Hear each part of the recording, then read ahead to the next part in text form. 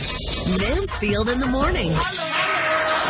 Today I want to talk about the power of silence, which is a bit odd on a radio station when we want people to listen to Hosh 91.9. But I'm only going to ask for 12 minutes, and you can do it in the middle of the night if you like. So I think few people would argue that our modern world offers little space for silence.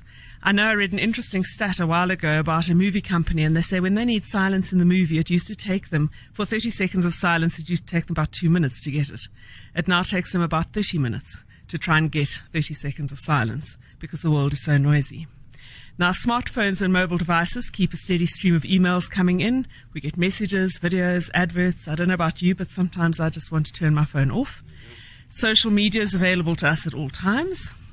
And yesterday in the session, I spoke about counseling and how in counseling, sometimes your best option is to keep silent.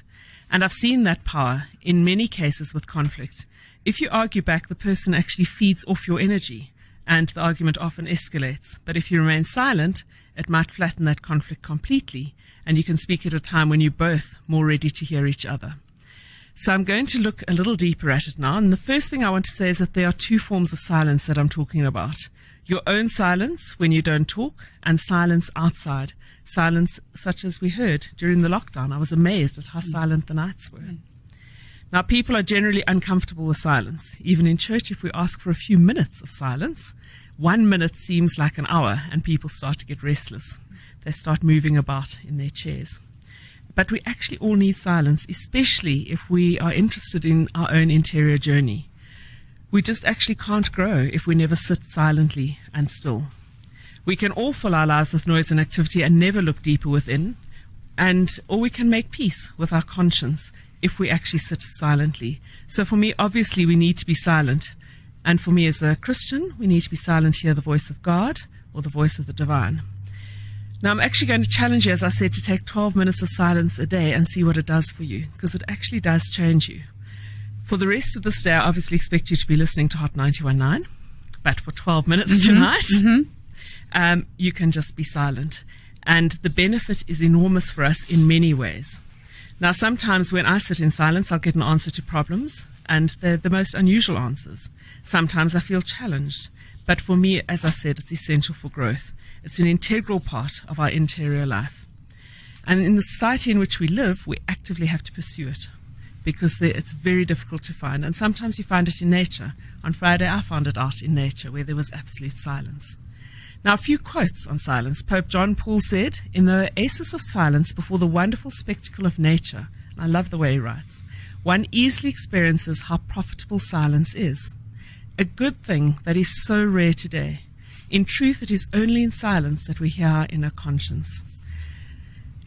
I also read, a soul that never tasted the inner sweetness of silence is a restless spirit that disturbs the silence of others. The ability to understand and use nonverbal communication is a powerful tool. We cannot just silence our tongues. We need to silence our egos and the voices in our head, and I think we all know that. Another person said, for deep intimacy, you need to have deep listening. And to have deep listening, you have to be silent, whether it's for your spiritual or personal life.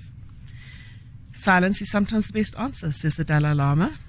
Words can make a deeper scar than words can heal. And I think that's true. So we need to actually be careful of the words we speak. They can scar people for life. I know some people have had teachers in grade 1 say things to them, and they carry it right through till their early 20s. Silence is as deep as eternity, speech as shallow as time. And Martin Luther said the following. He said, "In the end, we will remember not the words of our enemies, but the silence of our friends." And then I also read that silence and smiles are two of the most powerful tools, and I would agree with this. A smile can solve problems. We all know how much better we feel if people smile, but silence helps you to avoid the problems. And the quieter you are, the more you're able to hear. And the one I love the most, Sam, the most dangerous thing in the world, Jeremy, is a woman sitting silently with a smile. Tell me about it. Yes. Now may God bless you and keep you safe, and may you find those 12 minutes of silence. One of the best weekends I ever had was a silent retreat at the Buddhist monastery out in Bronkhorstspruit. Yeah.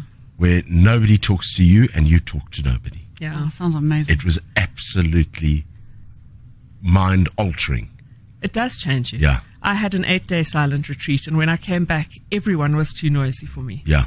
And in the end, you communicate without words at all. Exactly. You actually know what people want around you. You can feel it. Yeah.